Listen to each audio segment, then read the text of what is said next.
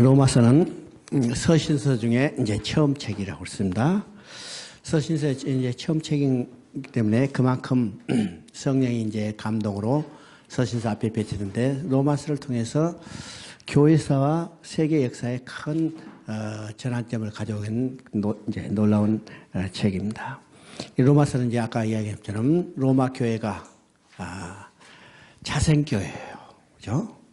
특별한 지도자가 그들을 양육하지 못하고 30년의 세월이 지났기 때문에 자생교회예요.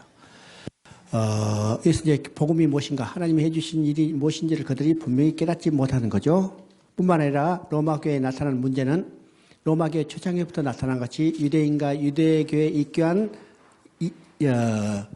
그리스도인들, 이제 두 부류가 있어요. 두 부류 사이에 갈등이 존재한 겁니다. 갈등이 존재했죠. 자, 갈등이 어떻게 나타났을까? 처음에는요, 은혜로 다 시작했어요. 그렇죠? 은혜로 시작하다가 세월이 지나면서 두 부류 사이에 서로 자기 이익을 도모하는 그런 일들이 벌어진 겁니다. 언제 그것이 그 결정적으로 나타났을까? 글라우디오 황제 때 로마에 소요 사태가 일어났어요. 그 소요 사태가 일어난 것이 주모자가 누구냐면 크리스토스라는 사람입니다. 크리스토스. 그러니까 이 크리스토스 하니까 그리스도인이죠. 그리스도. 그러니까 이 황제가 이게 주범은 그리스도인이구나. 그래서 그리스도인을 추방령을 내렸어요. 아직도 이제 그리스도가 세력이 크게 영향을 미치지 못할 때죠. 49년이니까, 59년이니까. 그래서 이제 추방령을 내렸어요. 그래서 유대인들은 다 쫓겨나는 상황이 됐습니다. 상황이었어요. 그때 쫓겨난 사람이 누구냐면 아굴라 브리스길라예요. 고린도로 왔죠. 고린도 왔어요. 그러다가 이제 이 글라우디오 황제 때 유대인 그리스도인들이 추방당했어요. 추방되면 교회 세력은 이제는 로마인 그리스도인이죠. 로마 그리스도인이 교회 세력을 장악한 겁니다. 자동적으로 자연적으로 장악하게 되죠. 그러다가 64년 됐을 때 이제 49년에 이제 그런 상황이 나고 54년이 됐을 때 이제 이 네로가 집권하게 돼요. 네로가 황제에서 집권할 때 이 추방령을 해제했어요. 해제해서 나갔던 사람들이 다시 로마로 돌아와서 기독교회는 다시 교회에 들어가게 되죠. 교회에 들어가자 이제는 두 사이의 갈등이 심화된 겁니다. 심화돼요. 기득권 세력과 또 새로 갔다 온 세력과 갈등이 일어나죠. 이 종족의 갈등, 민족의 갈등은 뿌리 깊어요. 참 뿌리 깊어. 중국이 이제 56개 민족인데 우리가 언제부터 그 민족 갈등이 있냐면 삼국지에도 나오죠. 삼국지에도. 제가 여기 저 밑에 가가지고 맹획이라는 사람을 사로잡았는데 그 계속해서 저항하잖아요. 그런 이 소수민족의 뿌리가 지금도 중국계에 크게 영향을 미치고 있어요. 한민족이라 하지만은 지금 뿌리, 특별히 저기 남쪽 교회 가면 남쪽 지방의 교회 가면 거기는 이제 여러 민족이 있기 때문에 정말 이게 뿌리가 깊죠. 이것이 이제 로마 교회도 그대로 남아있기 때문에 로마서 14장, 15장은 바로 이 갈등을 어떻게 해소할 것인가에 대한 지침을 주고 있습니다. 그러니까 로마 교회는요, 두 가지 문제를 지금 알고 있죠. 지금 제대로 양육하는 양육자가 없기 때문에 자생교회다. 또 태동 때부터 두 부류가 존재해서 이 두 부류 사이에 갈등이 있다. 이것을 해결하기 위한 지침입니다. 우리 이제 서신서를 보면 각 교회에 나타난 문제를 해결하는 지침으로 성경을 써서 보내면서 그것을 통해서 복음이 무엇인지를 깨닫게 하는 것이 서신서의 내용들이에요. 그러니까 우리가 각 교회에 나타나는 문제들이죠. 로마는 로마 교회에 나타나는 문제, 고린도서는 고린도에 나타나는 문제, 그 다음에 갈라디아서는 갈라디아 교회에 나타나는 문제, 이 문제를 해결하는 지침으로 주면서도 그 지침을 해결하는 유일한 길은 뭐냐? 오직 복음을 붙들라는 거예요. 복음을 붙들라. 그러니까 모든 문제의 해결점은 복음에 있다는 것을 강조하면서 복음을 이야기하는 거죠. 복음을 이야기하는 거. 우리가 이 관점에서 서신서를 봐야 합니다. 서신서를 봐요. 그래서 이제 로마 교회도 바로 이제 이 두 가지 문제를 해결하는 지침으로 주는 쓰면서 복음이 무엇인가를 이야기하는 거죠. 그래서 로마서의 가장 중요한 목적은 뭐냐? 로마서를 기록한 가장 중요한 목적은 이 자생교회의 복음이 무엇인지를 깨닫게 해서 그들로 하여금 견고하게 하는 데 목적이에요. 바울이 로마교회 문제를 가장 깊이 깨닫게 되는 것은 그들이 복음이 견고하지 못했다는 거죠. 그래서 로마서 1장 11절을 읽어보면 로마서를 기록한 가장 중요한 목적이 있습니다. 로마서 1장 11절 내가 너희 보기를 간절히 원하는 것은 어떤 신령한 은사를 너에게 나누어 주어 너희를 견고하게 하려 함이니. 그렇죠? 로마서를 쓰는 가장 중요한 목적은 어떤 신령한 은사를 너에게 나눠줘. 그럼 이 어떤 신령한 은사라는 것은 한마디로 말하면 복음이에요. 복음이죠? 1장 15절을 보니까 그러므로 나는 할 수 있는 대로 로마에 있는 너희에게도 복음 전하기를 원하노라. 바울의 관대한 소망은 바로 이 복음을 전하는 데 있어요. 그래서 어떤 신령한 은사는 복음을 확실하게 깨닫게 하여 너희로 하여금 견고케 서려 하느니라. 서신서의 가장 중요한 목적이라고 했죠. 성도들의 신앙을 성장해서 견고하게 서는 것이 목적이기 때문에 로마서의 가장 중요한 목적도 바로 여기 나와 있습니다. 알겠죠? 두 번째 로마서의 중요한 목적은 뭐냐면 믿어 순종케 하는 데 있다고 했어요. 1장 5절을 보니까 그로 말미암아 우리가 은혜의 사도의 직분을 받아 그 이름을 위하여 모든 이방인에서 믿어 순종하게 하려나. 믿음과 순종은 둘이 아니고 하나라는 거예요. 믿는다 하면 순종이 바로 따라야 한다는 거예요. 믿는다 하면서도 순종하지 못한다면 결국 믿지 못한다는 것을 이야기하죠.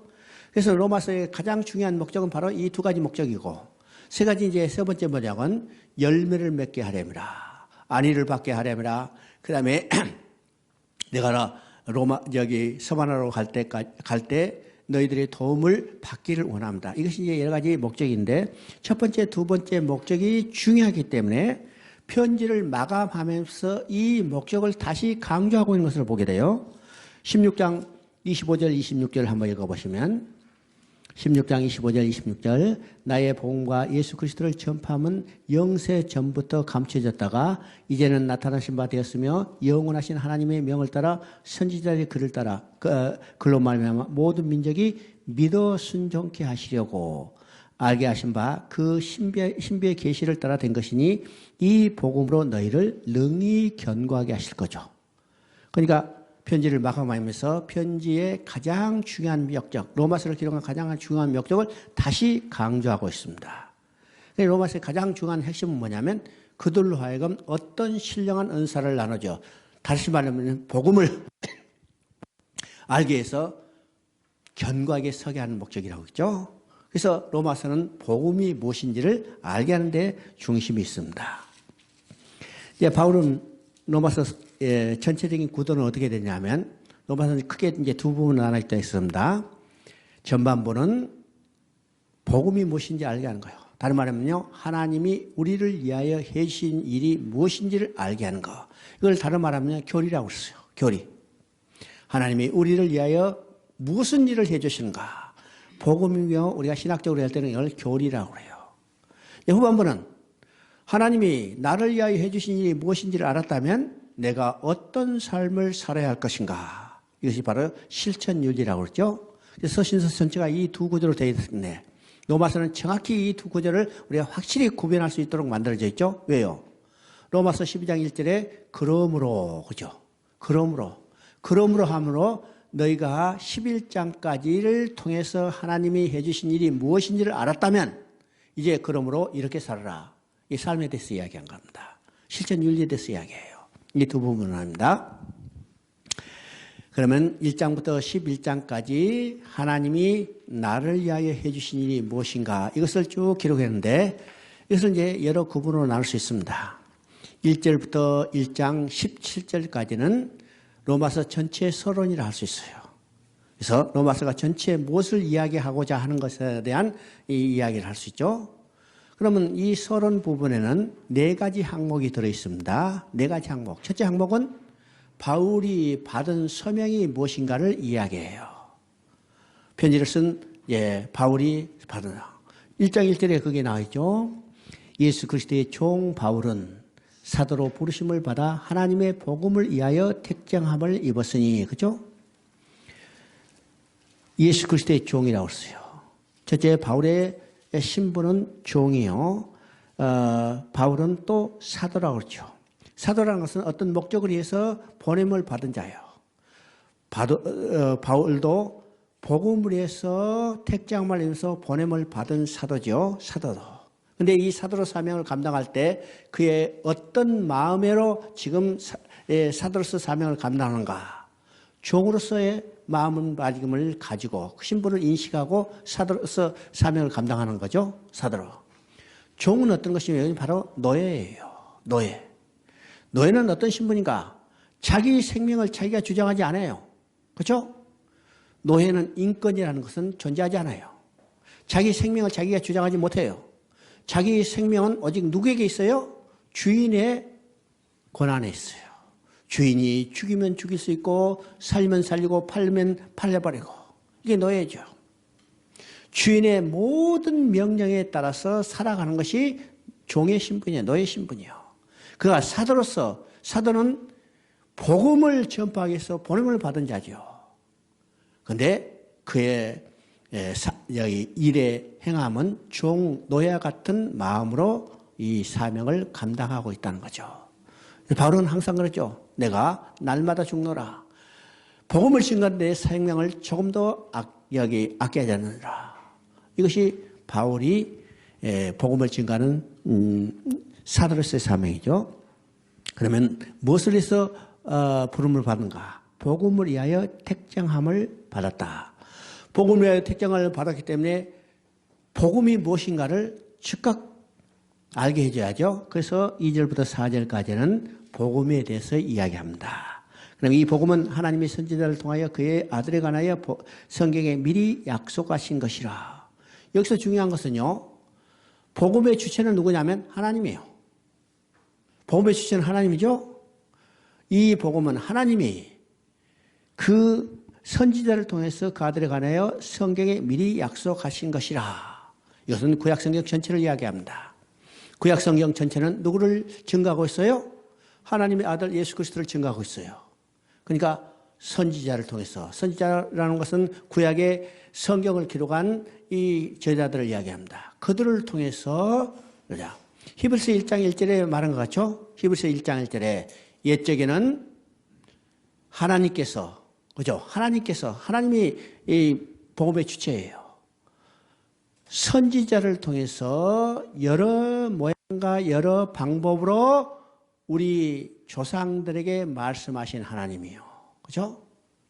옛적은 구약시대는 하나님께서 여러 모양과 여러 방법으로 선지자를 통해서 우리 조상들에게 말씀하신 하나님. 이 말은 곧 여기서 지금 이 복음은 하나님이 선지자를 통해서 그 아들에 관하여 성경에 미리 약속하신 것이라. 이 말과 동일한 거죠. 동일한 거예요. 이 말은요, 요한복음 5장 39절에 성경이 내게 대해서 증거한 것이라 이 말과 같은 말입니다. 그럼 성경 전체는 누구를 증거하는 것인가? 예수 그리스도를 증거하는 거예요. 예수 그리스도요. 그리고 그 아들에 대해서 이야기하죠. 그 아들에 관하여 말하면 이제 두 가지를 이야기하죠. 그 아들에 관하여 말하면 육신으로 나왔을 뿐만 아니라 그분은 곧 하나님이시라는 거예요. 예수님이 육신을 입고 오신 인자일 뿐만 아니라 그가 곧 하나님 성자인 것을 이야기하죠. 하나님이에요. 이것은요, 예수님이 인성과 신성을 가진 분이라는 것은 이미 이사야 선지자를 통해서 말씀하셨어요. 예언하셨어요. 왜 육신을 입으셔갖고 왜 그분이 하나님이셔야 한 것을 설명했죠. 육신을 가지고 오셔야 인간의 죄를 대속할 수 있어요. 그분이 하나님이셔야 인간의 죄를 사하해 줄 수 있어요. 그래서 예수님은 육신을 입고 이 땅에 오셨을 뿐만 아니라 그분은 곧 하나님이신 거죠. 이사야서에서 증거했을 뿐만 아니라 바울도 지금 예수님이 육신을 입고 오셨고 그분이 하나님이신 것을 분명하게 증거하고 있습니다. 증거하고 있죠. 근데요, 이 문제를 가지고 초대교회에 얼마나 많은 논쟁이 있었어요. 오늘도 이단들은 이것을 받아들이지 못하는 이단들 많죠. 여호와 증인은요, 이것을 받아들이지 못해요. 여호와 증인 받아들이지 못해요. 많은 이단들이 이 예수님이 육신으로 입고 오신 것과 그분이 하나님의 것을 받아들이지 못하는 거죠. 못하는 거예요. 그래서 우리 성경을 통해서 분명히 이 사실을 우리가 깨닫게 해줍니다. 깨닫게 하죠. 이것이 이제 첫 번째, 두 번째. 첫 번째는 바울의 사명이고 두 번째는 복음이 무엇인가를 증거하고 세 번째는 로마서를 기록한 목적이 무엇인가를 알게 해주는 겁니다. 알겠죠? 그래서 우리가 서신서를 읽을 때, 아니 성경 전체뿐만 아니라 성경 각권을 읽을 때도 성경을 기록한 목적이 무엇인가를 분명히 알아야 성경을 제대로 이해할 수 있어요. 로마서는 로마서를 기록한 목적, 히브리서는 히브리서를 기록한 목적, 계시록은 계시록을 기록한 목적이 무엇인가를 알아야 성경을 우리가 제대로 이해하겠죠? 그러면 성경 전체도 하나님이 하실 일이 하나님의 계획과 목적이 무엇인가를 알아야 성경을 제대로 이해할 수 있습니다. 성경이에요. 그래서 우리 어떤 책을 읽든지 어떤 성경을 읽든지 그 성경을 기록한 목적이 무엇인가를 우리가 알아야 해요. 이런 내용들은요, 이미 많은 신학자들을 통해서 잘 정리됐죠. 잘 정리됐기 때문에 여러분 성경을 읽기 전에 그런 내용들을 한번 이게 살펴보면 성경을 이해하는 데 굉장히 도움이 됩니다. 도움이 되죠? 바로 이제 성경을 기록한 목적, 우리가 이제 이 로마서를 기록한 목적을 6가지로 이야기해요. 6가지로. 첫째는 아까 얘기했잖아요.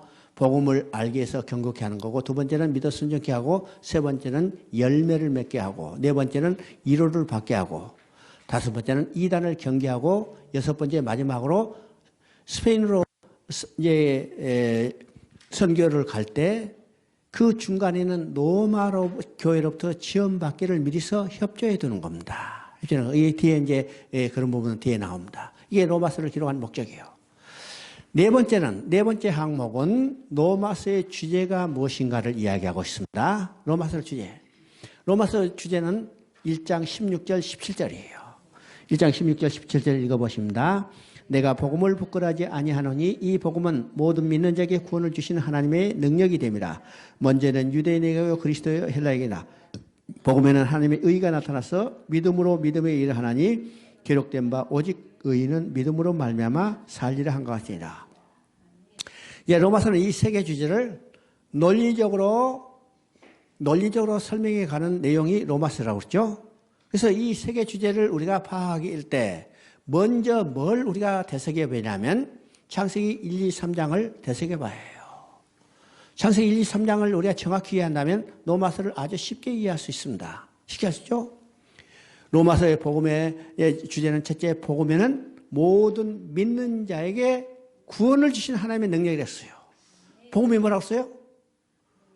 하나님을 떠난 인간이 하나님께 다시 돌아가게 됐다는 소식. 이것이 인간이 들을 수 있는 가장 기쁜 소식이에요. 근데 인간 스스로 돌아갈 수 없어요. 하나님이 내가 너희를 돌아오게 하리라. 하나님의 주권적으로 이루는 하나님의 능력이죠? 능력이에요. 무화과 나무 잎으로 치마를 했고는 하나님 앞에 나갈 수 없어요. 그래서 하나님이 가죽 옷을 지어주셨어요. 내가 이루리라. 그래서 하나님의 능력입니다. 또 두 번째 주제는 복음에는 하나님의 의가 나타났으니, 그렇죠? 의가 나타났으니 그랬어요. 그럼 복음은 하나님께 다시 돌아갔던 기쁜 소식인데, 그러면 하나님께 어떻게 돌아갈 수 있을까? 의의 옷을 입어야 해요. 의의 옷은 무엇을 통해서? 예수 그리스도를 통해서 입혀주신 옷이죠. 그럼 예수 그리스도는 여자의 후손으로 오셔서 그가 십자가에 죽으심으로 벌거벗은 우리를 가려주시기 위해서 가죽옷으로 만들어졌어요. 그렇죠? 이것이 하나님의 의요. 하나님의 의가 나타났으니. 그러면 인간이 들을 수 있는 가장 기쁜 소식은 어떤 소식인가? 하나님의 의가 나타났다는 소식이에요. 그래서 로마서 3장 21절에 이제는 율법 외에는 하나님의 의가 나타났으니, 그죠? 율법으로는 하나님 앞에 나갈 수 없어요. 율법으로는 불가능해. 그래서 하나님의 의가 나타났어요. 인간을 하나님 앞에 돌아오게 하기 위해서 벌거벗은 가려주기 위해서 하나님의 의가 나타났어. 그래서 하나님의 의가 나타났다는 소식이 인간이 들 수 있는 가장 기쁜 소식, 복음이에요. 그럼 세 번째는 의인은 오직 믿음으로 살리라. 인간이 하나님 앞에 돌아갈 수 있는 유일한 길은 가죽옷을 지어 입힐 때 이것을 감사함으로 받아 입는 일밖에 없다는 거예요. 이게 오직 믿음이에요. 이 세 가지를 논리적으로 설명해 가는 것이 이제 로마서죠. 그래서 1장 1절부터 17절까지는 로마서 전체에 설명하고자 하는 이 내용을 보여주고, 그 다음에 1장 이제 16절, 17절에 로마서 주제를 이야기했어요. 복음에는 하나님의 구원, 모든 구원을 주신 하나님의 능력이다. 믿는 자에게 구원을 주신 하나님의 능력이다. 또 복음에는 하나님의 의가 나타났으니, 그렇죠? 의가 나타났으니. 그러면 왜 구원이 필요하고 왜 하나님의 의가 나타나야 할 건가? 구원의 필요성과 구원에 하나님의 의가 나타나야 할 당위성을 설명하는 거죠. 필요성이 있어야 나타나죠. 필요성이 있어야 보여지죠. 그래서 왜 구원이 필요한가? 왜 의가 나타난가? 나타날 당위성이 필요한가를 보여주기 위해서 1장 18절부터 3장 10절까지 이것을 논증해 가는 겁니다. 논증해 가. 그러면 구원받을 대상이 누구예요? 의의 옷을 입어야 할 대상이 누구예요? 하나님을 범죄하고 하나님을 떠난 인간이에요. 그래서 인간들을 살펴보는 거죠. 인간들을 살펴보는데 이 세 부류로 살펴보는 겁니다. 1장 18절부터 29절까지는 보편적인 인간에 대해서 이야기해요. 보편적인 인간에 대해서 살펴보니까 두 가지 죄가 있어요. 어떤 죄인가? 첫째는 불경건의 죄요. 하나는 불의의 죄요. 불경건의 죄는 하나님과 관계에서 나타나는 죄. 언제부터 나타났어요? 인간이 하나님의 약속을 믿지 못하고 어겼는 순간에 나타나는 불경건의 죄요. 불의의 죄는 하나님과 관계가 잘못된 인간이 인간과 인간 사이에서 나타난 죄가 불의의 죄입니다. 불의의 죄. 그러니까 죄의 순서는요, 인간 사이에서 죄가 아니라 하나님과 관계가 잘못된 것이 근본적인 죄예요. 모든 우리가 보이는 나타나는 눈에 보이는 이 현상적 죄는 바로 하나님과 관계가 잘못됐기 때문에 나타난 죄죠. 왜 살인해요? 왜 거짓말해요? 왜 도둑질해요? 하나님과 관계가 잘못됐기 때문이요. 이게 불경건과 불의의 죄죠. 그래서 보편적인 인간은 다 이 불경건과 불의의 죄가 있어요. 그랬더니 한 부류가 나타났죠. 야, 우리는요, 나는 거룩해, 나는 진실해, 나는 의로워, 이렇게 나타나는 부류가 있었어요. 그 부류가 어떤 자들인가? 그 부류가 행하는 대표적인 일은 자기 기준을 가지고 남을 판단하는 거예요. 자기 기준을 가지고 남을 판단하는 거. 오늘 보세요. 다 자기 기준을 가지고 남을 판단하는 거죠. 이것이 어느 시대냐? 여러분 어느 시대겠어요? 이게 사사시대입니다. 오늘이 바로 신사사시대예요. 신사시대. 우리가 모든 것을 하나님의 기준으로 본다면요, 지금 이렇게 혼란하지 않아요. 자기 기준을 가지고 보라보기 때문이요. 자기 기준으로. 자기 기준을 가지고 남을 판단하기 때문이죠. 남을 판단해요. 그래서 스스로 어렵다는 사람의 가장 맹점은 어디에 있냐면 자기 기준으로 남을 판단하는 거예요. 남을 판단하는 거. 그래서 2장 1절에 뭐라 그럽니까? 2장 1절에 나오죠. 그러므로 남을 판단하는 사람아. 남을 판단하는 사람. 그렇죠? 남을 판단하는 사람. 이 사람은 누구를 막론하고 내가 핑계하지 못할 것은 남을 판단하는 것으로 내가 너를 정죄함이니. 그렇죠? 그러면 그 사람들이 남을 판단하는 기준은 뭐냐면 자기 기준이죠. 자기 기준을 가지고 남을 판단하는데 하나님 보시기에는 다 똑같다는 거예요. 판단을 받는 자나 판단하는 자나. 그렇죠? 우리 이제 한국 속담에 똥 묻은 개나 죄 묻은 개나 다 태. 그렇죠? 다 똑같아. 하나님 보시기에 다 죄인이라는 거예요. 하나님 다 죄인이라. 세 번째 부류가 나타났어요. 어떤 부류인가? 유대인이라는 자들이에요. 우리는 하나님이 택한 백성이고 하나님이 택한 백성으로 우리 근거가 뭐냐면 율법도 있고 할례를 받았다. 우리는 어떤 일을 하더라도 어떤 잘못을 하더라도 우리는 다 구원받는다. 그러나 할례 받지 못하고 율법도 없는 저 사람들은, 이방인들은 어떤 일을 해도 구원받지 못한다고 그들이 정죄하죠? 정죄해요. 그때 바울은 뭐라고 이야기합니까? 2장 28절, 29절에 무릇 표면적 유대인이 유대인이 아니요 표면적 육신의 할례가 할례가 아니라 오직 이면적 유대인의 유대인이며 할례는 마음에 할지니 영에 있고 율법의 조문에 있지 아니한 것이라. 그 칭찬이 사람에게서 아니요 다만 하나님에게서 나시라. 이 말은 언제 누가 했던 말을 인용하면 신명기 10장 16절에 모세가 그 백성들에게 했던 내용이에요. 이세대 백성들에게 그죠? 할례는 마음에 할지니라. 할례는 마음에 할지라. 자, 모세가 신명기에서 이 말을 할 때는요, 당시로는 혁명적 선언이요. 왜요? 당시에 하나님은 육신에 하나님의 언약을 새기라고 그랬죠. 이것이 할례예요. 육신의 할례, 곧 육신에 하나님의 언약을 새기라고 했죠. 그래서 유대인들은 이 할례를 함으로 그들은 언약의 백성이고 하나님의 택한 백성인을 자신들이 자만했어요. 자만했죠? 그런데 모세는 너희가 마음의 할례를 할지라. 여러분 할례 받았어요? 할례 받지 못했어요? 어? 할례 받으셨어요? 할례 받지 못했어요? 오늘 우리도 할례 받은 자들이요. 어디에? 마음의 할례를 받은 자. 이 말은 우리 마음속에 하나님의 약속이 새겨져 있다는 사실이죠. 새겨져 있다는 거예요. 유대인은 그들의 육신의 할례를 자랑했고 그들의 율법을 받았다는 것을 특권으로 내세웠어요. 바울은 그들을 통해서 뭐라고 그래요? 너희도 죄인이라 똑같은 죄인이라는 거예요. 그래서 결론적으로 뭐냐면 의인은 하나도 없으며 모든 사람이 죄를 범해 하나님의 영광이 이르지 못했다는 거예요. 그래서 이 구원의 필요성을 이야기할 때 3장 20절을 우리가 중요한 내용을 볼 수 있습니다. 그러므로 율법의 행위로 그의 앞에 의롭다 하심을 얻을 육체가 없나니 율법으로는 죄를 깨달음이라. 율법을 지킴으로 하나님 앞에 나아갈 사람이 아무도 없어. 그렇죠? 거기 뭐라고 써있어요? 율법의 행위로는 그의 앞에 의롭다 하심을 얻을 육체가 없나니. 의롭다함을 얻는다는 것이 어떤 의미라고 그랬어요? 의롭다함을 얻는다는 말은 곧 하나님 앞에 나아가겠다는 것을 이야기하죠. 왜요? 하나님은 어르신인데 인간은 범죄함으로 불의한 자가 되기 때문에 어르신 하나님 앞에 불의한 자가 된 인간은 쫓겨났어요. 인간의 가장 중요한 어떤 것인가? 쫓겨난 인간이 하나님 앞에 다시 돌아가는 거예요. 돌아가는 것은 다른 말로 말하면 의롭게 돼야죠. 왜요? 하나님은 어르시기 때문에 의롭게 돼야만 하나님께 다시 돌아갈 수 있어요. 의롭게 됐어요. 그래서 의롭게 됐다는 말은 하나님께 다시 돌아갈요. 그러면 율법의 행위로는 하나님께 다시 돌아갈 사람이 아무도 없다는 거예요. 아무도 없어.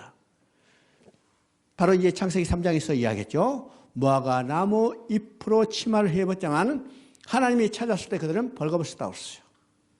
하나님 앞에 설 수 없다는 거예요. 하나님 앞에 설 수 없어. 그래서 3장 20절에 결론적으로 이 죄론에 대한 결론적으로 율법의 행위로는 의롭다 하심을 얻을 육체가 없나니. 율법의 기능은 뭔가? 율법을 지킴으로 하나님께 나아갈 수 있는 길을 마련한 게 아니라 율법으로는 죄를 깨닫게 하는 거예요. 죄인임을 알게 하는 거예요. 죄인임을 알았을 때 그걸 처리할 수 있죠. 죄인인 것을 알지 못하면 처리할 수 없어요. 처리할 수 없어. 죄인인 것을 깨달았을 때 그것을 처리해야 해요. 처리해야만 하나님께 나갈 수 있죠.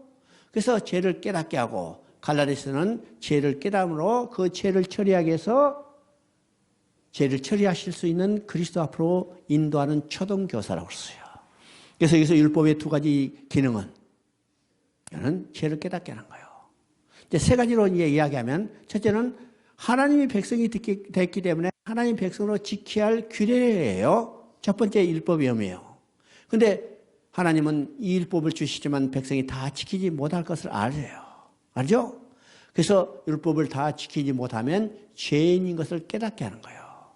죄인인 것을 깨닫게 하면 그것을 처리할 수 있는 그리스도 앞으로 인도하는 초등교사의 역할을 하는 것이 율법의 기능이라고 그랬습니다. 율법이야. 그래서 얘기하죠.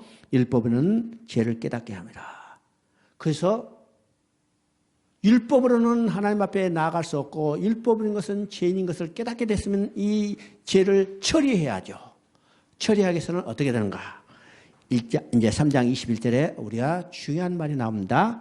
이제 율법 외에 하나님의 한 의가 나타났으니 율법과 선지자에게 증거를 받은 것이다. 여기서 또 중요한 말을 하죠. 율법이 하나님의 한 의가 나타났다고 하면서 하나님의 한 의가 나타났기 때문에 그것을 통해서 우리는요, 의의 옷을 입고 하나님 앞에 나갈 수 있어요. 그런데 이것이 어느 순간에 우연히 나타난 게 아니라 뭐라고 써요? 율법과 선지자에게 증거를 받은 것이라. 이미 구약 성경에 약속하시고 예언된 그대로 성취됐다는 것을 보여주죠. 그럼 구약 성경은 어떤 내용이요? 바로 하나님의 의를 보내주시겠다는 약속이요. 언제부터? 창세기 3장부터 여자의 후손을 보내서 가죽옷을 지어 입히시겠다. 이 약속을 주시고 이것을 구체적으로 발전시켜 나가는 것이 구약의 역사라고 그렇습니다. 그리고 신약에서는 이것을 실제로 성취하시기 위해서 예수님이 여자의 후손으로 오셔서 십자가에 죽으신 일을 이루셨어요. 그래서 율법에 하나님의 하는 의가 나타났으니 22절에 말합니다. 이건 이제 로마서 1장의 주제를 지금 설명해 가고 있는 거죠. 그래서 22절에 보세요. 오직 그리스도를 믿는 믿음으로 말미암아 모든 믿는 자에게 미치는 하나님의 의인이 차별이 없느니라 그랬어요. 오직 믿음으로만 하나님이 입혀진 의의 옷을 입고 하나님 앞에 나아갈 수 있어요. 그런데 여기서 중요한 말이 있죠. 모든 믿는 자에게 미치는 하나님의 의인이 차별이 없느니라. 그러면 이 미친다는 이 의미가 뭘까? 그렇죠? 미친다는 것은 영향을 준다는 거죠. 미친다. 어떤 이제 이 내용을 어떤 중국 이제 조선족 교포가 이걸 번역했어요. 미친다 했더니 뭐라고 쓰는 거니? 뭐라고 번역했어요? 이제 중국말로 미쳤다. 이게 돌았다는 말을 펑이라고 써요. 펑. 다 그걸 써놨어. 미쳤다. 그걸 보고 깜짝 놀라죠. 그렇게 번역하면 어떻게 돼요? 모든 믿는 자에게 다 미쳤다. 다 정신병자 돌아섰다는 거죠. 그러니까 이 용어들이 참 재밌죠. 가끔 보면요. 그렇게 참 엉뚱한 번역들이 있어요. 엉뚱하죠. 예, 전에 이제 중국, 할빈에서 이게 그 책을 번역할 때 조선족에게 이제 번역을 맡겼더니 한족들이 그거 읽어보고 부싱, 안 좋아해요. 뜻은 이해하겠는데 재미가 하나도 없다는 거예요. 읽을 재미가 하나도 없다. 그래서 책을 2개를 버렸어요. 2개. 로마서를 번역한 것하고 에베소서를 번역한 거 다 버렸어. 돈이 솔찬히 들어갔죠. 로마서는 두꺼워 가지고 그 번역비가 15,000원이니까 한국 돈으로 한 250만 원 정도 됐어요. 버려요. 그거 아깝다고 인쇄해서 줘봤자 종이값도 더 나가죠. 그러니까 버리고 새로 번역했어요. 에베소서도 마찬가지입니다. 그건 다 교정까지 다 하고 한족들한테 읽혀봤더니 맛이 없대. 그래서 그건 다시 새로 번역하지 않고 그대로 묵혀두고 있어요. 이런 것들은 이제 그런 이제 번역의 오류가 나타나기도 합니다. 그럼 여기서 미치는 모든 믿는 자에게 미치는 하나님의 의인이 차별이 없느니라. 여기서요 동일하게 영향을 미친다는 의미죠. 동일하게 영향을 미친다. 그런데 여기서 또 어떤 이 미친다는 뜻은 어떤 의미인가? 영향을 미친다는 말은 어떤 의미인가? 이거는 즉시 영향이 드러난다는 거예요. 즉시 영향이 드러난다. 그러면 이 즉시 영향이 드러난다는 의미가 뭘까? 오늘 내가 예수 그리스도를 믿는다고 시인했어요. 믿는다고 시인했는데 한 열흘 있다가 사망에서 생명으로 옮긴다면, 그렇죠? 또 1년 있다가 사망으로 생명으로 옮긴다면 이건 의미가 없죠? 그렇죠? 그러니까 미친다는 것은 즉시 효과가 나타나는 거예요. 효력이 미친다는 거예요. 즉시 효력이 미친다. 모든 믿는 자에게 즉시 효력이 미쳐. 우리는 이제 어떤 약은요, 신체에 따라서 효력이 빨리 나타날 때도 있고 늦게 나타날 때도 있지만은 우리가 예수를 믿는다는 그 효력은 믿는다고 고백하는 순간 즉시 나타나는 거예요. 즉시. 이게 중요한 의미죠. 중요합니다. 다 영향을 미칠 뿐만 아니라 그 효력이 즉시 영향이 나타나는 겁니다. 즉시 영향이 나요. 이게 우리가 본인의 확신이죠. 오늘 믿는다 했는데 열흘 후에 나타나 아우렛째 죽어버리면 끝나잖아요. 그죠? 그게 즉시 영향을 미치는 거예요. 믿는다는 거예요. 이게 중요한 겁니다. 즉시. 그리고 이제 24절부터 23절에 중요한 거 있죠. 모든 사람이 죄를 범했으니 하나님의 영광이 이르지 못하더니. 인간의 가장 중요한 것은 하나님께 다시 돌아가서 하나님의 영광을 바라고 즐거운 삶을 누려야 해요. 그런데 인간이 범죄함으로 하나님을 쫓겨났기 때문에 하나님의 영광이 이르지 못했어요. 영광이 이르지 못했어요. 여러분, 이제 창세기 2장 25절을 우리가 보면 창세기 2장 25절 한번 읽어보십니다. 2장 25절 아담과 그의 아내 두 사람이 벌거벗었으나 부끄러지 아니하니라. 그렇죠? 생각해보세요. 벌거벗었는데 부끄러지 않았다. 벌거벗었으나 부끄러지 않았다. 왜 벌거벗었는데 부끄러지 않아요? 죄가 없다. 죄가 없다. 그 많은 말이지만은 그보다 더 중요한 것이요. 범죄하기 전에는 어떤 삶을 살았어요?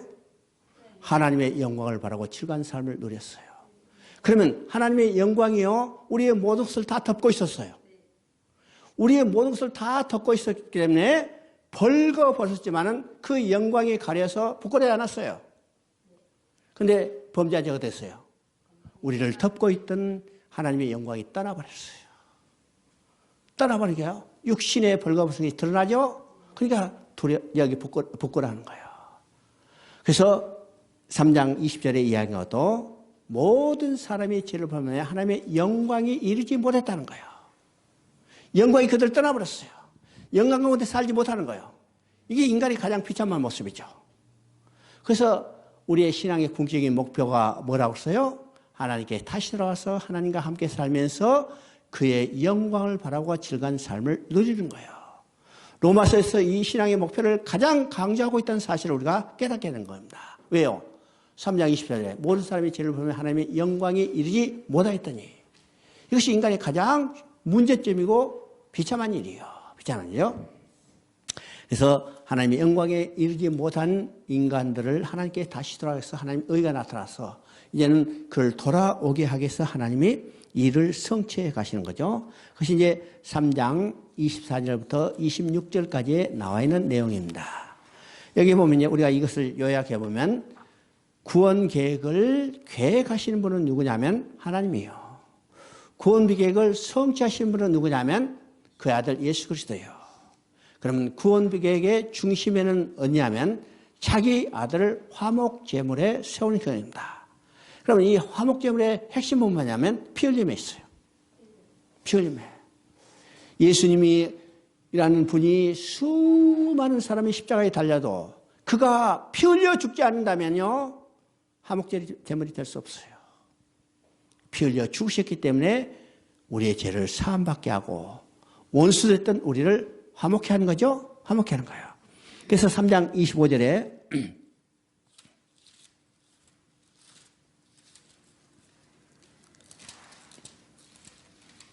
3장 25절에 말합니다. 이 예수를 하나님이 그의 피로써 믿음으로 말미암은 화목제물로 세웠으니 이는 하나님께서 길이 참으시는 중에 전에 지은 죄를 관가하심으로 자기의 의로심을 나타내려 하심이니. 그렇죠? 그래서 화목제물로 세웠어요. 구원계획의 핵심은 화목제물로 구원계획을 세우는 중심에는 화목제물을 세우고 화목제물의 핵심은 그 피예요. 피 흘림에 있어요. 피 흘림 있죠? 이건 이제 로마서 5장 8절에도 똑같이 이야기합니다. 로마서 5장 8절을 읽어보면 5장 10절을 읽어보면 곧 우리가 원수 되었을 때 그의 아들의 죽으심으로 말미암아 하나님과 화목하게 되었은즉 화목하게 된 자로서는 더욱 그의 살아나심으로 말미암아 구원을 받은 것이라. 화목제물에 있어요. 화목제물에. 그러면 인간이 구원받을 수 있는 조건은 어떤 것인가? 오직 믿음이요. 다른 어떤 조건도 필요 없어요. 오직 믿음으로 하나님이 그의 아들을 십자가에 피 흘려 죽게 하심으로 우리의 죄를 사해 주고 우리가 하나님과 관계가 화목되죠. 이것을 믿음으로 우리는 하나님 앞에 다시 돌아갈 수 있어요. 그래서 인간이 하나님 앞에 나아갈 수 있는 한 가지 조건은 오직 믿음이라. 믿음이라는 거죠. 믿음. 그리고 이제 오직 믿음이라는 것을 지금 인간이 하나님 앞에 돌아갈 수 있는 오직 조건은 오직 한 가지, 오직 믿음이다. 이것을 증거하고 그 다음에 4장에서는 믿음으로 의롭게 된 사람의 증거를 제시하는 겁니다. 증거를 제시해요. 왜일까? 구약에는요, 두 사람의 증거를 제시해야 그 논증이 확실하다는 것을 증거하기 때문이죠. 그래서 4장에서는 믿음으로 의롭게 된 것을 증거했는데 몇 사람? 두 사람, 아브라함과 다윗을 두 사람을 세워서 증거하고 있어요. 왜 아브라함과 다윗일까? 유대인들이 가장 확실히 알고 있는 사람은 누구냐면 아브라함과 다윗이요. 그렇죠? 아브라함은 그들은 믿음의 조상으로 하고 다윗은 그들은 위대한 왕으로 이야기하죠. 그래서 유대인들은요, 아브라함과 다윗이면 금방 죽죠. 그렇기 때문에 믿음이 의롭게 되는 것도 이 두 사람을 증거를 냈어요. 뿐만 아니라 아브라함과 다윗에게 주신 약속을 성취해 가는 것이 성경의 역사이기 때문에 이 두 사람을 내세워서 이 사람들도 믿음으로 의롭게 된다는 것을 증거해 줍니다. 그러면 아브라함은 창세기 15장 6절에 믿음으로 의롭게 된 것을 인용해서 믿음으로 의롭게 된 것을 이야기를 합니다. 그런데 다윗도 믿음으로 의롭게 됐다는 것을 증거할 때 어느 성경 구절을 인용하냐면 시편 32편 1절을 인용하죠.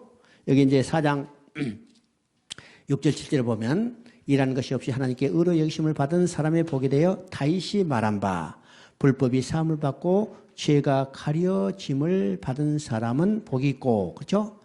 여기 이제 시편에는 허물이 가려진 사람이라고, 여기는 불법이 사함 받고 있어요. 죄가 가려짐을 받는 사람은 복이 있고, 그렇죠? 그러면 이제 여기에 복에 대해서 생각할 때, 그렇죠? 복에 대해서 할 때, 이거는요, 세상적인 복, 우리가 지금까지 생각하는 그런 세상적, 물질적, 현실적인 복을 생각하면요, 이거 해석이 안 돼요. 해석이 안 돼요. 그러면 성경적 복이 어떤 것인가? 성경적 복, 한마디요. 하나님께 다시 돌아가는 거예요. 이게 성경적 복이죠. 그래서 그리스도 안에서 하늘에 속한 모든 신령한 복, 이것이 성경적 복이에요. 이 말은 그리스도를 통해서 하나님께 다시 돌아가서 천국의 삶을 회복하는 거예요. 이게 성경적 복이죠. 그러면 이 복, 여기서 복은 어떤 것인가? 그 성경적 복을 정확히 이해해야 이 복을 이해할 수 있어요.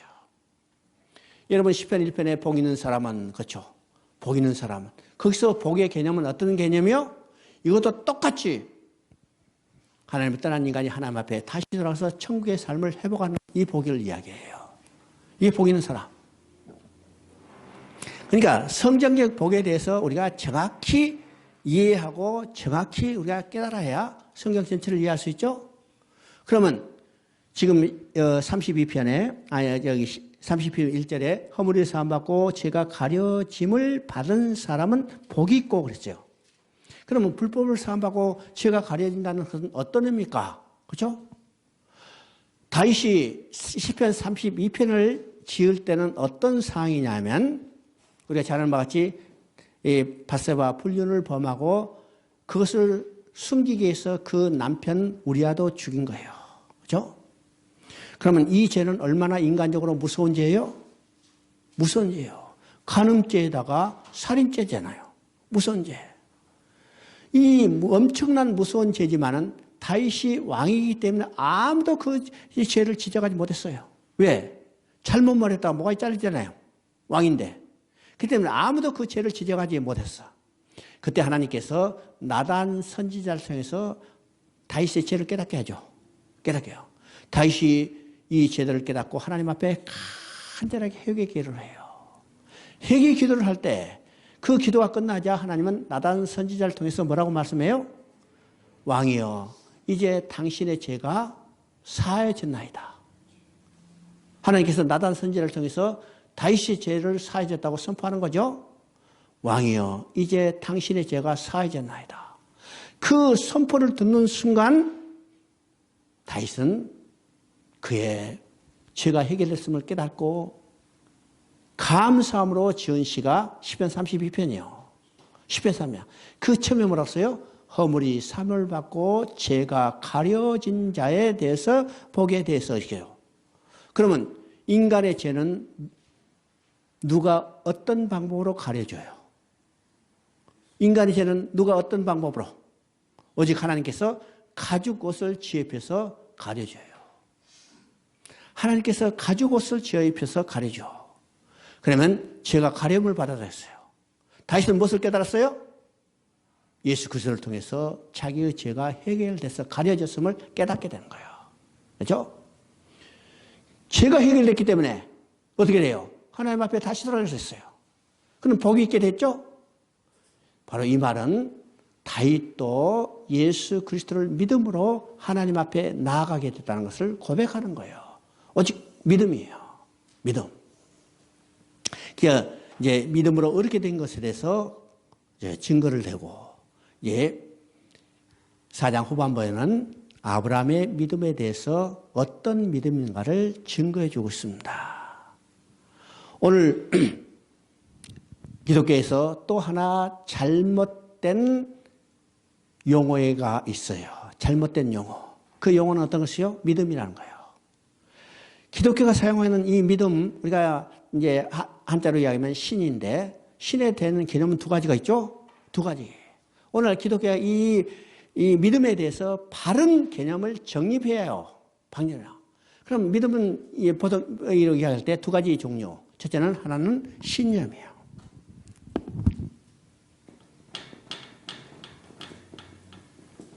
또 하나는 우리가 일반적으로 이야기할 때 신심이죠. 이걸 보통 우리가 믿음이라고 그래요. 그럼 여기서 믿음이라 할 때 우리가 하나는 신념이고 하나는 신심이요. 그러면 신념과 신심은 어떤 것인가? 신념은 인간 중심적인 사고입니다. 자기가 도달해야 할 목표를 정해놓고 이 도달할 목표를 자기 마음속 무의식에 각인을 시켜서 계속 자기 신념을 가진다면 어느 순간에 도달할 수 있다는 이것이 신념이에요. 이게 신념이죠? 그래서 이 신념은 달성될 수도 있고 달성되지 않을 경우도 있어요. 그렇죠? 우리가 예를 들어봐요. 이 땅에 많은 사람들이 대기업의 CEO가 되기를 원해요. 그렇죠? 돈 많이 벌기 원하니까. 어떤 사람은 높은 자리에 앉게 해요. 쉽게 말하면 대통령이 되기를 원한다. 지금 대통령 사람들은 많죠? 앞으로 한 10명은 나올 거예요. 10명은. 그 사람들이 야 장난으로 놀러 나왔어요? 대통령 되겠다고 결단하고 자기 신념을 가지고 나왔어. 근데 그중에 몇 사람만 대통령 돼요? 한 사람밖에 안 되잖아요. 나머지는 신념이 이루어지지 않았잖아요. 그러니까 신념은 이루어질 수도 있고 이루어지지 않을 수 있어요. 그런데 오늘 기독교에서 이 신념을 강조합니다. 너희가 도달할 목표를 확정하고 그것을 마음에 각인하면 달성할 수 있다. 누구 예를 들어서? 요셉의 예를 들어서 너희도 꿈 가지면 꿈대로 이루어진다 이렇게 이야기해요. 그러니까 이 성경을 해석하는 이 관점이 완전히 잘못됐죠? 신심은 뭔가? 이건 분명한 거죠? 이거는 대상이 있어요. 또 근거가 있어요. 대상이 있어. 근거가 있어요. 대상은 뭐요? 약속을 주시는 하나님이요. 근거는 하나님이 주신 약속이에요. 근거죠? 대상이고 근거고. 그러면 우리가 하나님을 부를 때 우리가 구약에 나타나는 일들이 많죠. 아브라함과 이삭과 야곱의 하나님. 하나님을 자신이 이제 모세에게 이야기할 때 그랬어요. 나는 아브라함과 이삭과 야곱의 하나님이라. 이건 어떤 의미요?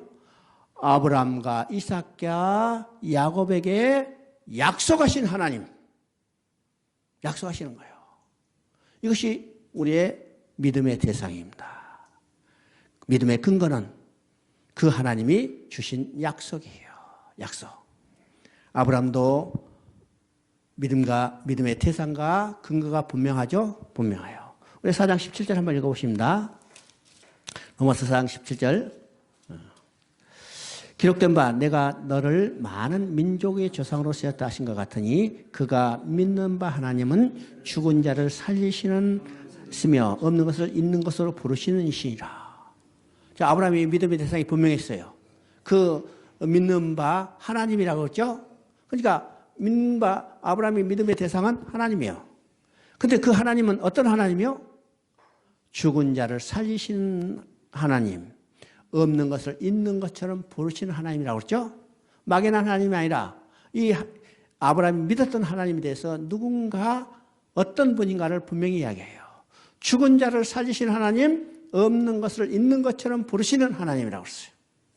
왜 아브라함이 죽은 자를 살리시는 하나님을 믿을 수 있었어요?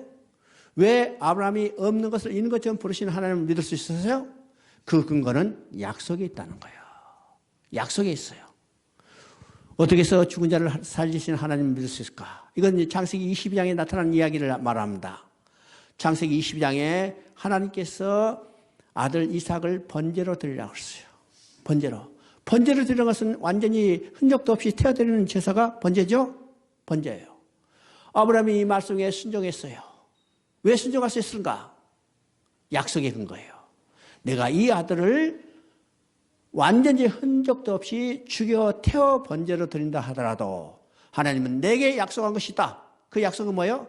내 후손이 하늘의 별같이 땅에 티끌같이 바다의 모래같이 많아지는 이 약속이요. 이 약속을 지키기 위해서는 이 아들을 죽여 번제로 드린다 하더라도 약속을 지키기 위해서 죽은 자 가운데서 살릴 것을 확실하게 믿은 거예요.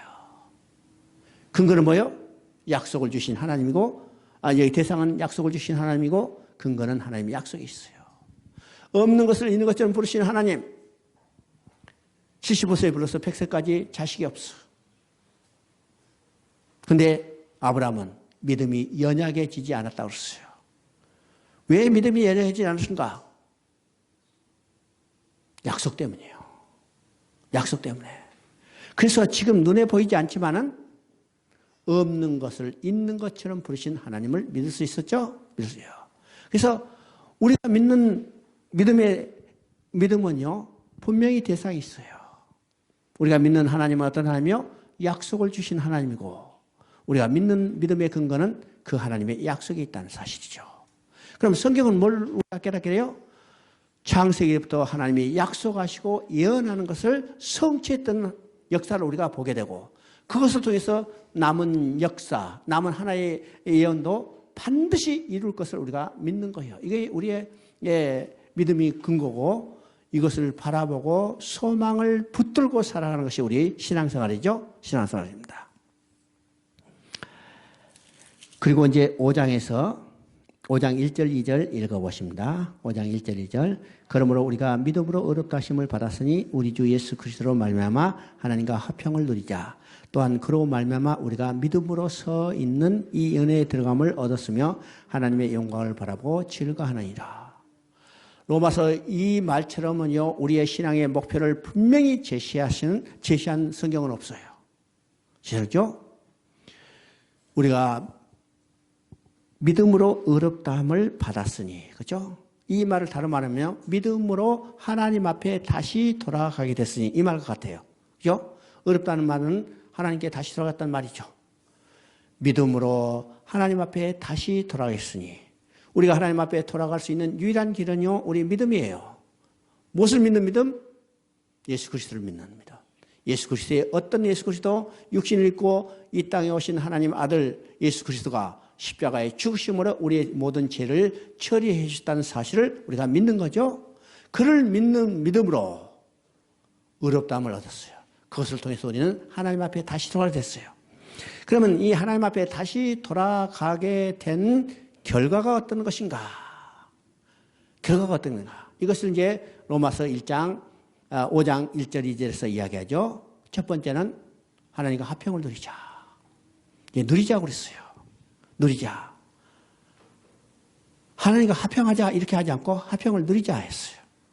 왜 누리자 했을까? 여기에는 두 가지 중요한 의미가 있습니다. 화평은 누가 만들어 주셨어요?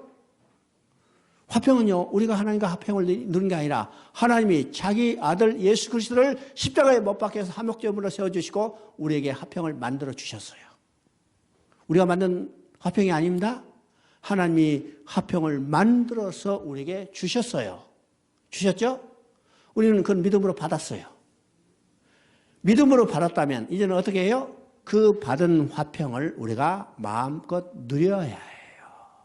누려야 해요. 자, 이 누린다는 말은 두 가지 개념이 있습니다. 두 가지 개념. 첫째 개념은 어떤 것인가? 첫째는 하나님이 주신 화평을 우리가 마음껏 활용해야 해요. 활용해야 해요. 그죠?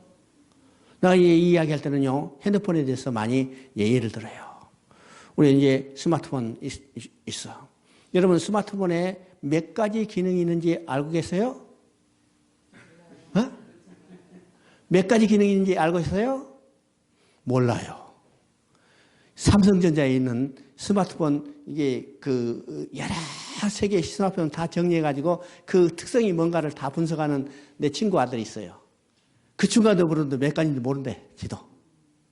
하도 많으니까. 그렇죠? 하도 많으니까. 모르나. 우리가 스마트폰을 가지고 있어요. 비싼 것일수록 뭐가 달라요? 기능이 달릴 뿐이죠. 비싼 것일수록 많은 기능이 있는데 나 같은 사람 비싼 거 사면요 손해봐요. 모르잖아요. 어떤 것이 있는지도 모를 뿐만 아니라 그중에 기능을 몇 프로 사용할 건가. 어떤 사람이 연구했는데 많은 가지적 컴퓨터 뭐 있는데 그 나타난 기능을 보편적으로 활용한 프로테지가 몇 프로냐면 8%래. 8%밖에, 그 수많은 기능 중에 8%밖에 평균적으로 못 쓴다는 거예요. 나머지 92%는 있는지도 모르고 있어도 못 써. 그죠? 있어도 못 써. 우리 집에 이제 손녀딸이 중국에 가니까 우리 마누라가 계속 핸드폰 키워요. 어떻게 하니까 모르니까. 그죠? 몰라요. 몰라. 자, 첫 번째는요, 하나님이 화평을 만들어서 우리에게 주셨어요. 만들어서 우리에게 주셨기 때문에 그 화평이 누구에게 있어요? 오늘 내게 있어요. 그러면 하나님이 만들어주신 이 화평을 우리가 마음껏 활용해야 해요. 활용해야 해요. 핸드폰 들고 있지만 기능이 뭔지도 모르고 제대로 활용하지 못하고 있는 모습과 똑같아져. 똑같아요. 그래서 이 화평을 누리자는 말은 첫 번째, 마음껏 활용하자. 마음껏 활용하자. 근데 우리가 이 화평을 우리가 마음껏 활용해요? 화평이 어디에 있는지도 몰라. 그래서 맨날 찾아다녀. 여기도 찾아다니고 저도 찾아다니고. 근데 그 화평은 누구에게 있어요? 우리 안에 있어요. 하나님이 화평을 만들어서 우리에게 주셨어요. 언제 우리에게 그 화평이 왔어요? 우리가 예수 그리스도를 믿는다고 고백하는 순간 하나님이 자기 아들을 통해서 만드는 화평이 우리 가운데 있어요. 우리 안에 있어요. 우리는 이 화평을 마음껏 활용해야 해요. 우리가 핸드폰 기능을 마음껏 하라고 저 있는 그대로 다 활용한다면 두 번째는 어떻게 해요? 즐기게 되는 거죠. 즐기게 되는 거. 오늘 그 화평을 마음껏 활용하고 우리가 즐길 수 있어요? 즐기고 있어요? 아니요. 이것이 바로 첫 번째 의미입니다. 화평을 누리자. 하나님이 만들어준 화평을 우리가 마음껏 활용하고 누리는 거예요. 누리는 거죠? 야, 활용하고 즐기는 겁니다. 두 번째는요, 은혜 앞에 나아가죠. 은혜 앞에. 은혜 앞에 나아가는 것은 성막의 구조로 지성소 안에 들어가서 우리 이제 한국말로 말하면 속죄소까지 나아가는 겁니다. 속죄소. 속죄소는 어떤 것이에요? 언약궤를 덮는 뚜껑이 속죄소. 이런 다른 말하면요, 시온자예요. 시온자. 하나님의 보좌예요. 그죠? 시온자. 한국말은 이제 속죄소 카포레타라고 이제 시온자로, 속죄소라고 번역했는데 의미는 같죠? 인간의 죄를 속함으로 하나님의 은혜를 베푸는 자리. 또 하나님의 은혜를 베푸는 자리이기 때문에 시온자 또는 속죄소라고 합니다. 그러면 인간의 가장 중요한 일은 하나님의 보좌 앞에 나가서 하나님의 교제가 회복되는 거예요. 그렇죠? 그래서 우리가 은혜 앞에 나아가요. 근데 은혜 앞에 나아가는 것으로 끝이 아니요. 그렇죠? 어제 이야기했어요. 누가복음 15장에 집 나간 아들의 비유를 통해서 집에 돌아왔지만은 그것으로 끝이 아니에요. 이 아들이 집에 돌아온 목적 뭐예요? 배를 채우기 위해서 돌아왔을 뿐이요. 은혜의 보좌 앞에 나아가도 그것이 끝이 아니고 은혜의 보좌 앞에 나아감과 동시에 거기서 어떤 일이 벌어져야 하는가. 하나님의 영광을 바라보고 즐거운 삶을 회복해야 해요. 집에 찾아온 것으로 끝이 아니죠. 집에 찾아가가지고 오랜만에 자기 집에 차가지고 자기 방에 들어가서 문 꽉 걸고 낮잠이나 자고 있다면 돌아온 의미가 아무것도 없어요. 돌아온 의미가 뭐예요? 가족과 더불어 기쁨의 즐거운 삶을 누려야 해요. 누려야죠. 우리가 하나님께 다시 돌아가는 목적도 하나님 집에 찾아가는 것으로 끝이 아니고 은혜의 보좌 앞에 나간 그걸로 끝이 아니고 그와 더불어 기쁨의 즐거움의 그의 영광을 나타내는 거죠. 이것이 하나님의 창조의 목적이에요. 그러니까 우리의 신앙의 궁극적인 목표가 무엇인가를 우리가 분명히 깨달아야 해요. 로마서는 이것을 우리가 확실하게 이야기합니다.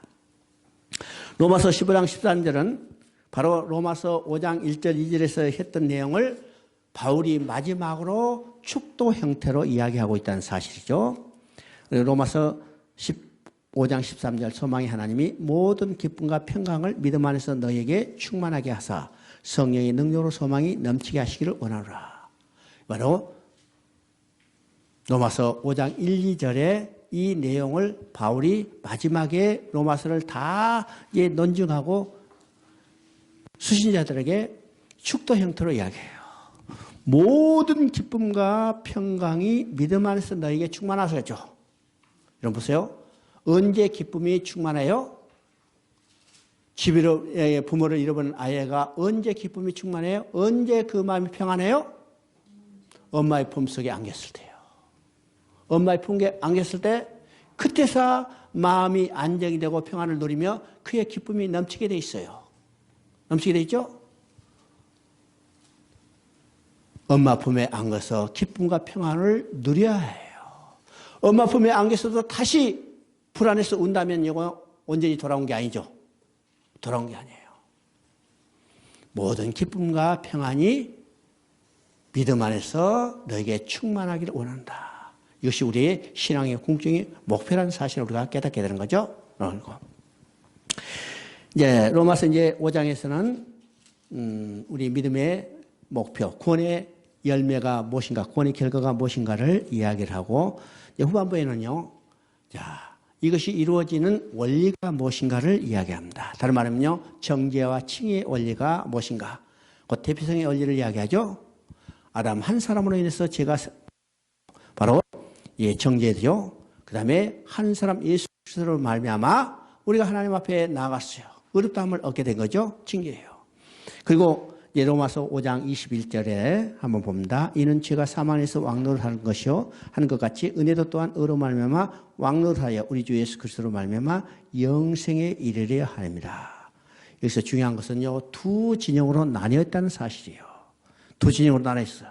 두 진영은 죄가 왕노릇하는 죄의 왕국이 있는가 하면 한편에는 은혜가 왕노릇하는 은혜의 왕국이 있다는 사실이죠.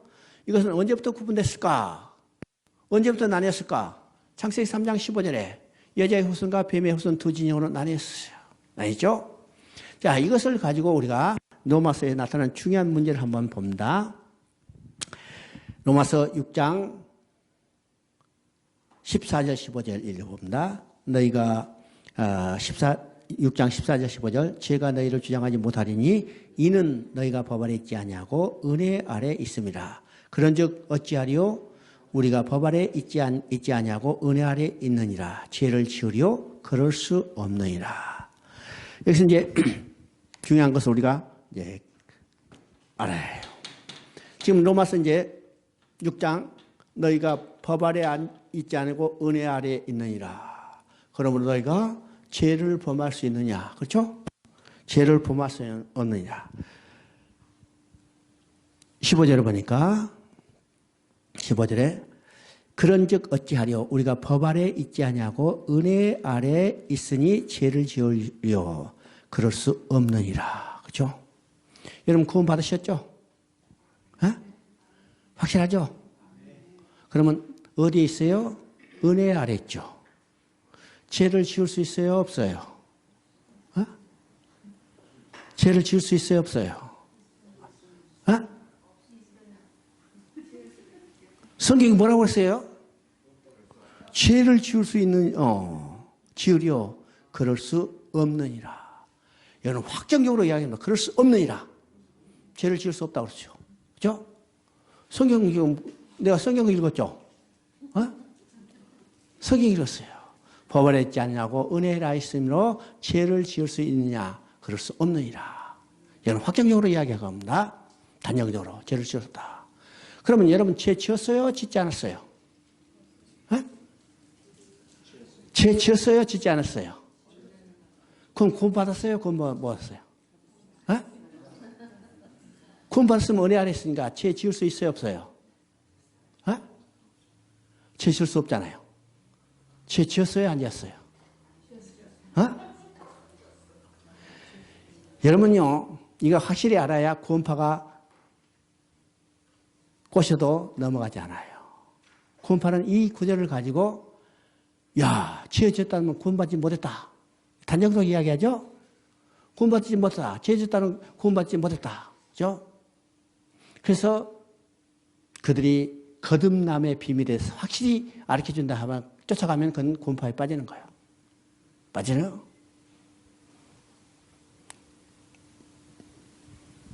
은혜 아래 있으므로 죄 지을 수 없느니라. 그죠? 분명히 죄 지을 수 없어요. 그럼 죄 지었어요? 죄 짓지 않았어요? 죄 지었어요. 우리는 은혜 아래 있지만 죄 지었어. 요한복음, 요한일서 1장에 나오는 1장 8절부터 9절까지는 성경이 아니면 우리가 죄 짓지 않았다고 말하면 하나님을 거짓말하는 자라고 한다고 그랬어요. 그럼 어느 쪽 성경이 맞아요? 죄 지을 수 없다고 그러고 죄 짓지 않았다면 하나님을 거짓말하는 자라고 만든다고 그랬죠? 그럼 어느 쪽 성경이 맞을까? 눈치가 가지고 둘 다 성경이니까 둘 다 맞아 이렇게 이야기해요. 그죠? 둘 다 맞아. 둘 다 맞는 말이에요. 둘 다 맞아. 그러면 어느 것이 진실일까? 또 이제 진실 공방이 생기죠? 둘 다 진실이에요. 그죠? 왜 그럴까? 지금 로마서 5장 21절을 내가 읽은 이유가 있죠? 거기서 어떻게 했어요?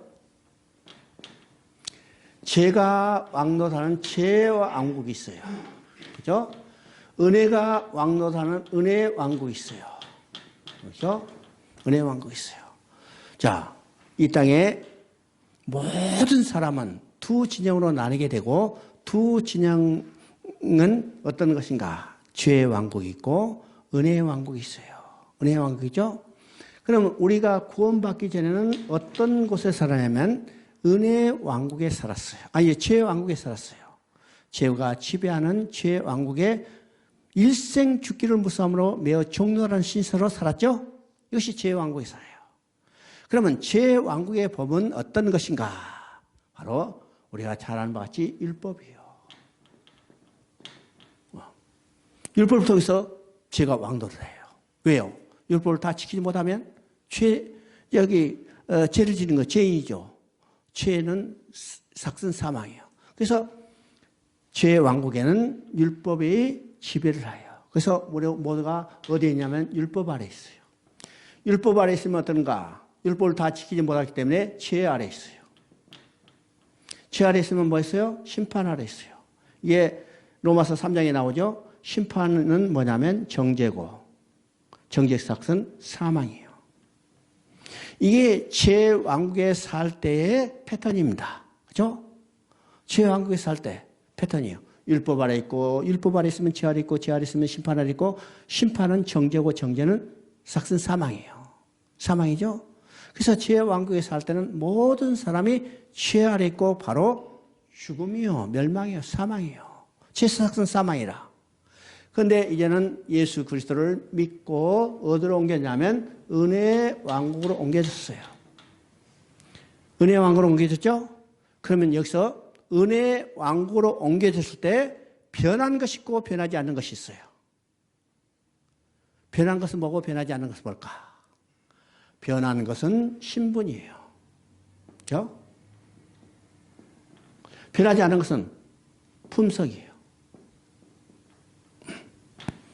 예, 변한 것은 신분이죠.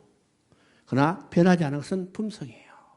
이 말은 죄왕국의 시민권자였다가 이제는 은혜의 왕국으로 옮겼기 때문에 여러분 신분증이 바뀌었죠.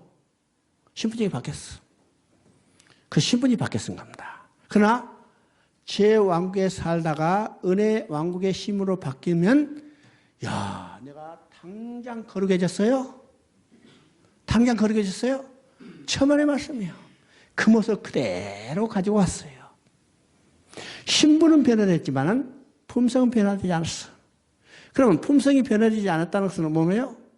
죄왕국에 살던 그 삶의 모습이 그대로 드러나기 때문에 어떻게 돼요? 죄가 떨어지는 거예요. 죄가 떨어지는 거예요. 묻었던 먼지가 털어져 나오는 것처럼 죄왕국에 살던 그 모습이 그대로 나타나는 거예요. 그래서 죄 짓게 돼요. 그러면 여기서 죄 지을 때는 어떻게 돼요? 이제는 죄왕국의 법의 지배를 받지 않잖아요. 죄왕국의 법의 지배를 받지 않아. 왜? 우리의 시민권이 은혜왕국으로 옮겨버렸기 때문에. 우리는 죄왕국의 은혜왕국에서 신분이, 품성이 변화되어서 죄가 나타나지만은 이 나타난 죄는 이제는 죄왕국의 법의 지배를 받지 않고 은혜왕국의 법의 지배를 받게 되는 거예요. 이것이 로마서 6장 14절에 15절의 이야기죠. 이제는 죄왕국에 있지 않고 은혜왕국에 있으므로 죄를 지을 수 있느냐? 그럴 수 없느니라. 이 말은 은혜왕국에서 품성이 변화되지 않아서 죄가 짓게 된다 하더라도 이게는 죄왕국의 법의 지배를 받지 않는다는 거예요. 이 말을 다른 말로 하면 여기서 죄를 지었다 하더라도 이제는 다시 정죄함이 없다는 거죠. 정죄함이 없다는 거예요. 그러면 여기서 지은 죄는 어떤가? 고백하면 용서하리라. 이 법이 달라요. 여기는 죄를 지으면 정죄예요. 그러나 은혜의 왕국의 법은 죄를 지을 수 있지만은 죄를 지어서 고백하면 용서하리라. 이 용서를 통해서 고백하는데 이 용서는 누가 이루냐면 예수 그리스도가 십자가에 이루어졌어요. 그를 믿고 그 앞에 우리가 죄를 고백하면 우리의 모든 죄는 다 용서받게 돼 있죠. 죄를 지을 때 고백하는 거예요. 자, 이것이 로마서 8장 1절과 1, 2절과 관련이 있죠. 로마서 8장 1, 2절. 로마서 8장 1, 2절 한번 읽어봅니다. 로마서 8장 1, 2절. 이제 그리스도 예수 안에 있는 자에는 결코 정죄함이 없나니 이는 그리스도 예수 안에 있는 생명의 성령의 법이 지하 사망의 법에서 너를 해방하였습니다. 바로 이 도표로 이야기할 수 있습니다. 이 도표로. 자, 보세요. 이제 그리스도 예수 안에 있는 자에는, 그렇죠? 은혜의 왕국에 우리가 살아. 이제는 그리스도 안에 있는 자에게는 결코 정죄함이 없나니. 정죄함은 어느 때 나타났어요? 죄왕국에 살 때 정죄함이 있었어요. 근데 우리는요, 이제는 구원받았기 때문에 은혜의 왕국에 살아요. 그리스도 안에 있는 자는 결코 정죄함이 없나니 생명의 성령의 법이 지하 사망의 법에서 너를 해방하였습니다. 로마서 8장 1절이죠. 8장 1절 2절이죠. 그대로 우리가 보여주고 있습니다. 이것이 요한복음 10장 28절 29절에서 나타난 것과 똑같아요. 내 손에서 빼앗을 자가 없느니라. 우리는 누구의 손에 있어요? 누구의 통제에 있어요? 누구의 통치 아래 있어요? 은혜의 왕국에서 예수 그리스도의 통치를 받는 자들이에요. 예수 그리스도의 손에 붙잡힌 자예요. 하나님의 손에 붙잡은 자인데 누구도 내 손에서 빼앗을 자가 없느니라. 이것은 다시 정죄함이 없다는 말이죠. 정죄함이 없다는 말이에요. 그래서 이제 두 관계를 확실히 알아야 합니다. 그래서 우리가 예수를 믿지만은 아직도 품성이 변화되지 않기 때문에 우리의 삶이 옛적에 구원받기 이전의 삶이 그대로 나타나요. 거짓말하고, 그죠? 거짓말하고, 나쁜 짓 하고. 그러니까 우리가 이제 보면요, 그리스도인이 거룩한 삶을 살아야 하는데 많은 우리가 보기에 민망한 일들이 나타나죠? 그런 일 얼마든지 있을 수 있어요. 왜요? 품성이 변하지 않았어. 이 품성이 변화된 것을 우리가 성화의 삶이라고 하죠. 이 성화의 삶도 우리 힘과 능력이 아니라는 사실을 우리가 스가랴서를 통해서 보였죠. 성령이 우리를 거룩한 삶을 살아가게 해요. 언제까지? 언제까지? 죽을 때까지. 죽을 때가 돼도 안전하게 못하죠. 죽을 때죠. 그러니까 우리는 날마다 거룩한 삶을 살아가야 해요. 살아가는데 이것에 대해서 이제 미국의 신학자가 아주 중요한 이야기를 했어요. 우리가 거룩한 삶을 살아가는 것은 우리가 이제 구원받았기 때문에 은혜의 왕국이기 때문에 죄를 지으며 다시 정죄함이 없다. 그럼 우리가 마음대로 죄를 지으며 살아도 되는가? 마음대로 죄를 지으며 살아도 되는가? 어떤 이단은 그렇게 주장해요. 얘는 마음대로 죄를 지고 살아도 우리는요 자유합니다. 이렇게 이야기하죠. 이렇게 이야기해요. 그런데 우리는 마음대로 죄를 지으며 살 수 없는 새요. 왜 그럴까? 왜 그럴까? 왜 우리가 마음대로 죄를 지으며 살 수 없을까? 우리 안에는 뭐가 심겨졌어요? 우리 안에는 뭐가 심겨졌어요? 그리스도 씨, 하나님의 씨가 심겨졌어요. 하나님 심겼죠? 그럼 모든 생명체는 자기가 가지고 있는 생명유래의 근거에서 살아가요. 자기가 가지고 있는 생명유래에 의해서 살아가죠. 다른 말하면요, 배나무에는 뭐가 열려요? 배가 열려요. 사과나무에는 사과가 열려요. 사과나무에서 배가 열리지 않고 배나무에서 사과가 열리지 않죠. 왜일까? 모든 생물은 자기가 가지고 있는 생명률의 근거에서 결과가 나타나기 때문이에요. 그래서 사과나무는 사과를 열게 하는 생명률이 있어요. 배나무는 배가 열리게 하는 생명률이 있어요. 그래서 사과나무는 사과가 열리고 배나무는 배가 열려요. 배가 열리죠? 자, 이 학자는 이렇게 하겠어요. 양과 염, 돼지의 생명률이에요. 양은 양처럼 양의 생명률을 가지고 돼지는 돼지의 생명률을 가지고 있어. 각자 가진 생명률의 근거에서 살아가는 거예요. 그러면 양은 어떤 것인가? 양은 일반적으로 진흙탕을 싫어하는 거예요. 진흙탕을 싫어해요. 그래서 이게 털에 진흙이 묻으면 털어내고 어떤 경우에는요 진흙탕에 빠지는 수도 있죠. 진흙탕에 빠지는 수도 있으면 놀래가지고 튀어나오는 것이 양의 생명률이에요. 양의 생명률. 그러면 이 진흙탕은 어떤 것인가? 이 세상과 같아요. 이 세상에 살 때 이 세상은요 사단이 지배하는 세상이고 악이 지배하는 물든 세상이에요. 그래서 이 땅에 그리스도인이 살아갈 때 다 비켜갈 수 없으면 이 악에 젖기도 하고 물들기도 하고 또는 어떤 때는요 적극적으로 그 악에 동참하기도 해요. 그리스도인 동참하기도 하죠. 그러나 자기 생명률, 하나님의 씨가 심겨졌기 때문에 그 생명률에 의해서 그 악을 멀리하고 악에서 빠지면 튀어나와서 거룩한 삶을 살아가게 하는 것이 이게 그리스도인이에요. 돼지는 시궁창 좋아해요. 멀리서 보고 뛰어와가지고 시궁창에 뭉개고 있으면 여기가 좋사오니, 그죠? 그게 천국의 삶을 누리게 되는 거예요. 이게 세상 사람들이죠. 하나님 따르는 사람들의 삶이죠. 그러나 우리의 삶은 하나님의 씨 그리스도가 심겨졌기 때문에 우리는 날마다 거룩한 삶을 살아가는 거예요. 그래서 우리는 죄를 점점점 멀리하고 죄로부터 멀어져서 거룩한 삶을 살기 위해서 애쓰고 힘쓰는 것이 우리 그리스도의 모습이에요. 그러나 완전하게 될 수 없죠. 완전하게 될 수 없어요. 완전하게 되기 위해서 우리는 누구의 도움을 구해야 하냐면 성령의 도움을 구해야 해요. 우리 인간의 힘으로는 불가능해. 성령만이 우리가 거룩한 삶을 살 수 있도록 해 주시는 거예요. 그죠? 자, 잠깐 쉬었다 하십시다.